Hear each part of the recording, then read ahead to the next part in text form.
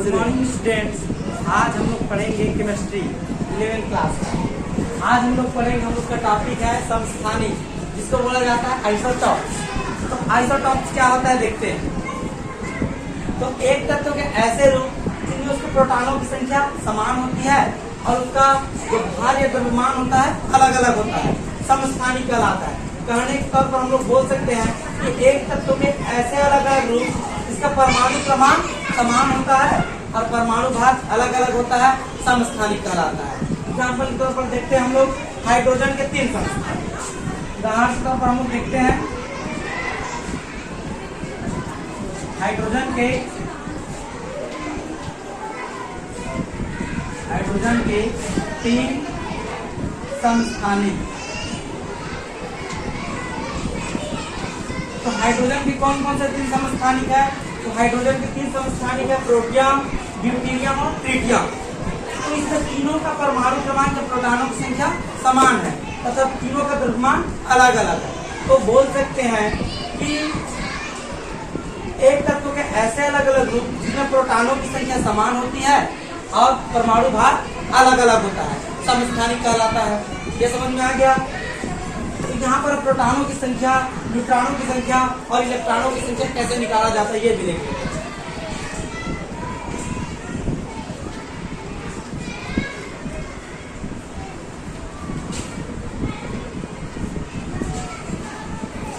जो उसका जो परमाणु क्रमांक है वही उसकी क्या है? प्रोटॉन होता है। जहाँ पर प्रोटॉन की संख्या तीनों में क्या है? बराबर है। इसमें भी एक प्रोटॉन है और इसमें भी एक प्रोटॉन है। अब इलेक्ट्रॉन देखते हैं, तो जितना प्रोटॉन होता है उतना ही क्या होता है? इलेक्ट्रॉन होता है। जब किसी तत्व में कोई आवेश होता है तभी उसमें इलेक्ट्रॉनों की संख्या कम और ज्यादा हो सकती है। तो इसमें भी एक इलेक्ट्रॉन है, इसमें भी एक इलेक्ट्रॉन है, इसमें भी एक इलेक्ट्रॉन है। अब न्यूट्रॉन की बारी। तो न्यूट्रॉन की संख्या कैसे निकालते हैं? तो परमाणु भार से परमाणु क्रमांक को माइनस करोगे तब निकल जाता है क्या? न्यूट्रॉन की संख्या। तो एक में से एक को घटाओगे कितना आएगा?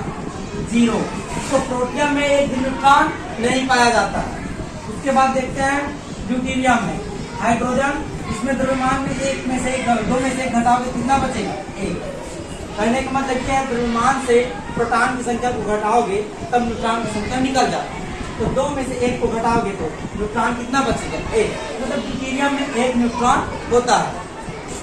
उसके बाद बचा क्या? ट्राइटियम। 3 में से 1 घटाओगे तो बचेगा 2। तो इसमें न्यूट्रॉनों की संख्या क्या है? अलग अलग है। आगे समझ में?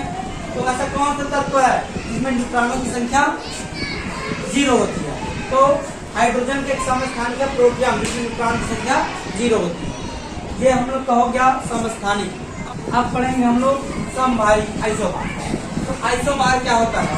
तो भिन्न भिन्न तत्वों के ऐसे परमाणु जिनमें प्रोटॉनों की संख्या अलग अलग होती है और भार समान होता है, ऐसे तत्वों को बोला जाता है समभारी। हम लोग बोल सकते हैं भिन्न भिन्न तत्वों के ऐसे परमाणु जिनमें प्रोटॉनों की संख्या अलग अलग होती है तथा द्रव्यमान समान होता है, समभारी कहलाते हैं। तो इसमें देखते हैं प्रोटॉन, इलेक्ट्रॉन, न्यूट्रॉन की संख्या कैसे निकालते हैं। तो हम लोग जानते हैं कि जो परमाणु की संख्या दिया रहता है वास्तव में वही प्रोटॉन की संख्या होती है। तो इसमें 18 है, तो इसमें प्रोटॉन की संख्या 18, पोटेशियम में 19 और कैल्शियम में 20। अब इलेक्ट्रॉन देखते हैं। तो अगर किसी भी तत्व में या कोई भी तत्व है, जब तक आयन नहीं बनाया रहता है तब तक उसमें इलेक्ट्रॉन की संख्या क्या रहती है? प्रोटॉन की संख्या के बराबर रहता है। लेकिन अगर किसी तत्व में माइनस चार्ज है, प्लस चार्ज है, कहने का मतलब यह है या कोई तत्व अपना इलेक्ट्रॉन दे दे या कोई तत्व अपना किसी से इलेक्ट्रॉन ले ले, उस कंडीशन में इलेक्ट्रॉन बढ़ जाता है या कम हो जाता है। ठीक है। अब यहाँ पर देखते हैं इलेक्ट्रॉन, इसमें 18 इलेक्ट्रॉन प्रोटॉन है तो 18 इलेक्ट्रॉन, इसमें किसी प्रकार की चार्ज नहीं लगा है। उसके बाद पोटेशियम में देखते हैं, तो पोटेशियम में भी 19 प्रोटॉन है, 19 इलेक्ट्रॉन हो गए, इसमें किसी प्रकार का आवेश नहीं है।